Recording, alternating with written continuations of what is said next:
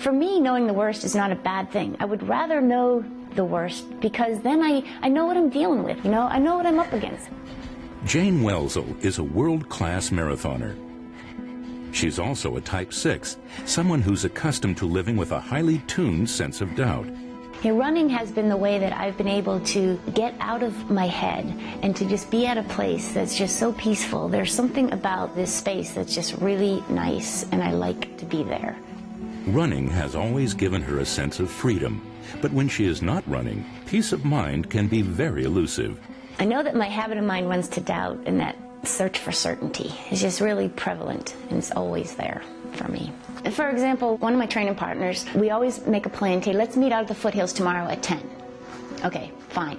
At 10:01, she's not there. I'm thinking, did I say 10? Did I say here? Maybe she's going to park at the other place. I go, this is where we always park. We were just here 2 days ago. You know, but it's like that constantly. And I mean, she's only like a minute late, you know, but it's like I'm already thinking I've done something wrong, I've said the wrong place, or something's not right. Jane's sense of distrust has roots in her childhood. She learned at age 10 that her father had a hidden past as a soldier in the German army in World War II. What made matters worse was how she learned about it, in the local newspaper. Part of it was like I felt I'm a little betrayed that I didn't know this or something. It was sort of a shock to learn this, and then I was confused because, well, why is this bad? He's still Dad, and I didn't see anything bad about it, so why do you not tell me this stuff? What's the secret about it?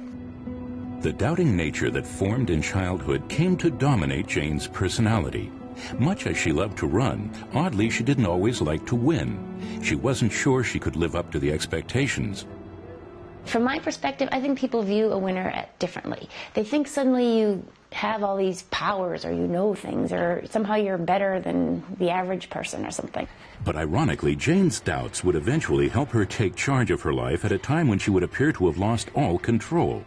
The ultimate test of her character began in New Zealand, with her husband behind the wheel on a slick road. We drove off the road, and when the car finished flipping over, it just landed on my side, so all the impact was on where I was at, and I broke my neck. They basically said I probably should have been dead. There was like 9 different breaks in my neck, and it was all in the cervical vertebrae. Doctors told Jane that she would never walk again. But as a doubting 6, Jane just refused to believe them. Right off the bat, I'm thinking, they don't know. They don't know me. I don't know what they're talking about, really. And I know that I can do this. And so even if they don't think I can, it doesn't matter to me. Jane not only made up her mind that she was going to walk again, she also fought back by renewing her commitment to running. It was weird in that time where I'm laying there in traction, which I was there for a couple months in traction. I became clear that I did want to pursue this running, that I would choose to do this. I realized that I had a passion for that. When I realized that I could be dead tomorrow, I should do what I'm passionate about. For Jane, full recovery meant nothing less than competing again at a world-class level. And she did. By winning this marathon in Minnesota in 1992, Jane not only qualified for the 1992 Olympic trials, she also earned worldwide publicity as a remarkable comeback runner. But true to her type, she remained skeptical even about her own success. I wasn't impressed by me. Like, I really didn't care what other people thought, and I didn't really even think anybody was noticing. And so that was kind of surprised me when all of a sudden they're calling me up, they want to do interviews, they're putting me on the cover of magazines, and I'm like, wait a minute.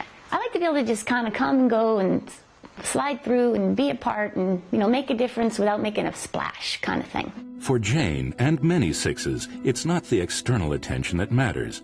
Instead, she longs for certainty and trust, to have her doubts removed. The Enneagram has helped her recognize that what she used to do instinctively, she can now do consciously. Whenever she wants to free herself from her doubting mind, she knows exactly how to do it. For me, it's through exercise, through sport, through running. Whatever gets you into that space where you're free of that doubting mind, where you just feel totally at peace.